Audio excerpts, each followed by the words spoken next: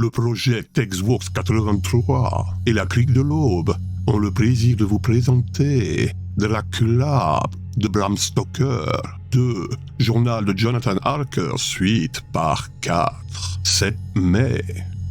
Lorsque j'eus terminé, le comte tint à m'expliquer à quel point la nouvelle demeure le satisfaisait. Qu'elle soit vaste et ancienne, cela me ravit, dit-il. J'appartiens moi-même à une très ancienne famille et je mourrai bientôt s'il me fallait vivre dans une maison neuve. Ce n'est pas en un jour qu'une maison devient habitable et, après tout, il faut beaucoup de jours, n'est-ce pas, pour faire un siècle.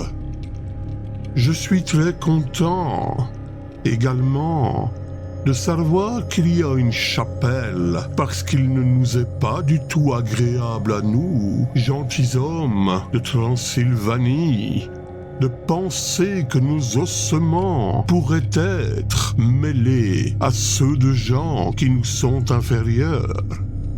En ce qui me concerne, je ne recherche plus ni la gaieté, ni la joie. Je n'attends plus le bonheur que donne aux jeunes gens une journée de grand soleil et le sentiment des eaux. C'est que je ne suis plus jeune.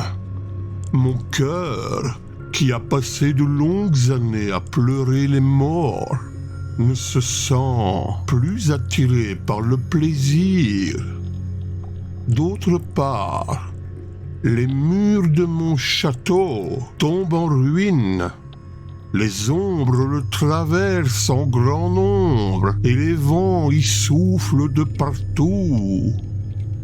J'aime les ombres et tout ce qui est obscur. Rien ne me plaît tant que d'être seul avec mes pensées. Ces paroles semblaient contredire l'expression de son visage. Ou bien étaient-ce ces traits qui donnaient à son sourire un je ne sais quoi de méchant et de sombre? Bientôt, il s'excusa de devoir me quitter et il me demanda de rassembler des papiers. Comme il ne revenait pas, je me mis à parcourir un livre puis un autre. Mes yeux tombèrent sur un atlas, ouvert bien entendu à la carte d'Angleterre, et visiblement, cette carte avait été consultée de très nombreuses fois.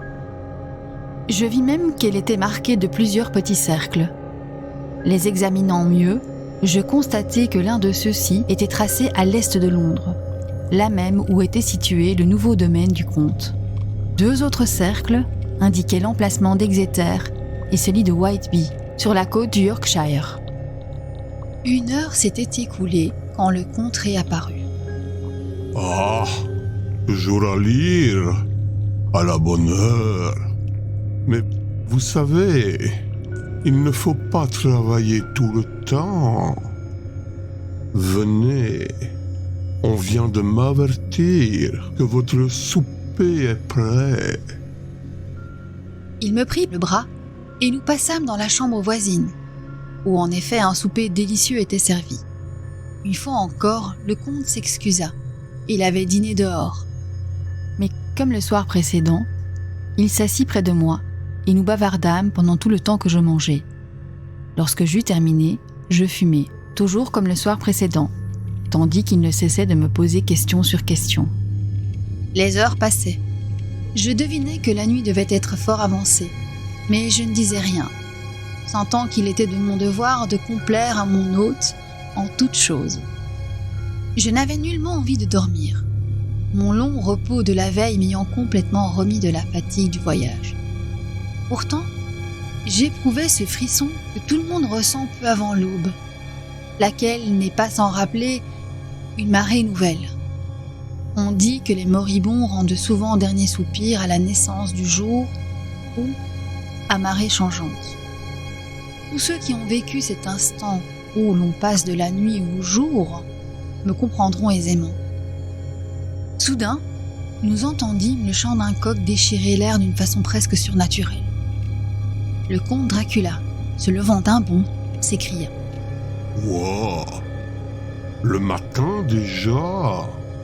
Encore une fois, pardonnez-moi de vous avoir obligé à veiller si longtemps. Désormais, quand vous me parlerez de l'Angleterre, mon nouveau pays qui m'est déjà si cher, essayez de rendre vos propos moins intéressants afin que je n'oublie plus le temps qui passe. S'inclinant devant moi, il sortit d'un pas rapide. Je gagnai ma chambre, où j'écartai les rideaux. Mais je ne vis rien qui me paraisse intéressant de signaler ici. Ma fenêtre avait vue sur la cour et je remarquais seulement que le gris du ciel s'éclairait peu à peu. Aussi, après avoir refermé les rideaux, me suis-je mis à écrire ces pages.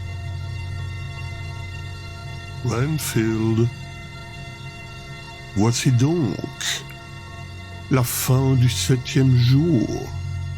La semaine prochaine, nous découvrirons ce que Jonathan a pu écrire sur le 8e.